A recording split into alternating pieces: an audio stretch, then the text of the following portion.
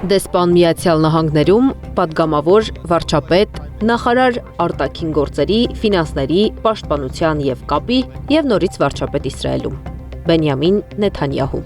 77-ամյա առաջնորդը Թել Ավիվում է ծնվել, մտավորականի ընտանիքում։ Նեթանյահուի հայրը պատմաբան էր և Միացյալ Նահանգներում դասավանդում էր հրեական պատմություն ու պատմում սիոնիզմի մասին։ Նեթանյահուն դպրոց գնացել է նահանգներում, վերադարձել Իսրայել ու ծառայել բանակում։ Այնուհետև սովորել է Իսրայելի հատուկ նշանակության էլիտար ստորաբաժանումում։ Ծառայությունից ու իսրայելական հատուկ ստորաբաժանման կուրսերից հետո մեկնել է Միացյալ Նահանգներ և սովորել Մասաչուսեթսի տեխնոլոգիական համալսարանում, ստացել ճարտարագիտության ու կառավարման կրթություն։ Ավելի ուշ Նեթանյահուն քաղաքական գիտությունների ոլորտում ուսանել է Հարվարդում։ Այս ընթացքն է Նեթանյահուին հնարավորություն ընձեռել ճանաչել նահանգները ներսից ու կապեր հաստատել հասարակական տարբեր շերտերի հետ։ Դիվանագիտական կարիերան Նեթանյահուն սկսել է 1980-ականներին։ Նախ եղել է Իսրայելի ներկայացուցիչը Միավորված ազգերի կազմակերպությունում, հետո աշխատել Միացյալ Նահանգներում Իսրայելի դեսպանատանը։ 50 տարեկանում 1996 թվականին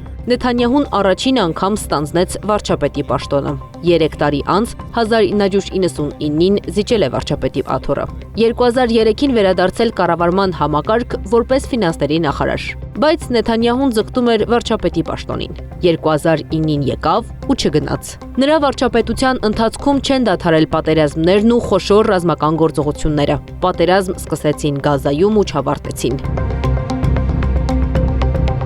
Իսկ Լիբանանում Հեզբոլլահի հետ ռազմական բախումներն ընդմիջումներով շարունակվում են։ Նեթանյահուն Իրանի միջուկային ծրագրի դեմ Իսրայելի ամենակոշտ քննադատներից է։ Նեթանյահու-Իրան լարված հարաբերությունները 3 տաք գործողություն են ունեցել։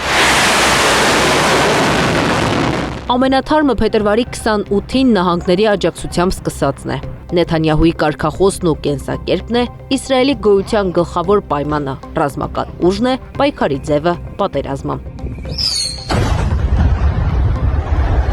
Նեթանյահուն 3 անգամ ամուսնացել է, ունի 3 երեխա։ Անի Աբաղյան, Աշոտ Բարբարյան, ABC Media։